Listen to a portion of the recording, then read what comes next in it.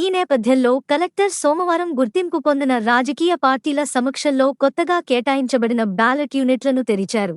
వాటి పనితీరు పరిశీలనకై ఎఫ్ఎల్సి ప్రక్రియ నిర్వహించేందుకు వీలుగా ఈసీఐఎల్ నుండి వచ్చిన 13 మంది ఇంజనీర్లతో కూడిన బృందంతో కలెక్టర్ భేటీ అయ్యారు. బియ్యుల ప్రాథమిక పరిశీలన ప్రక్రియను పకడ్బందీగా నిర్వహించాలని, వాటి పనితీరును పూర్తి స్థాయిలో పరిశీలన జరపాలని సూచించారు.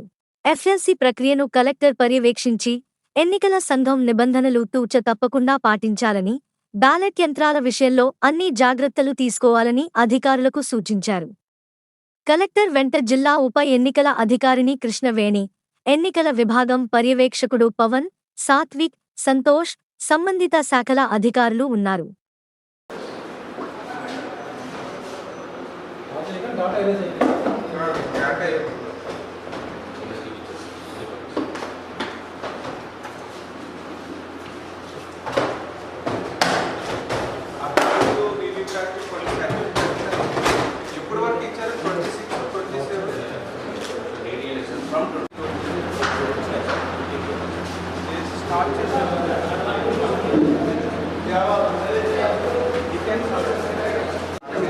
బట్ వాళ్ళకి జనవరి ఫిబ్రవరి ఇవ్వమంటారండి.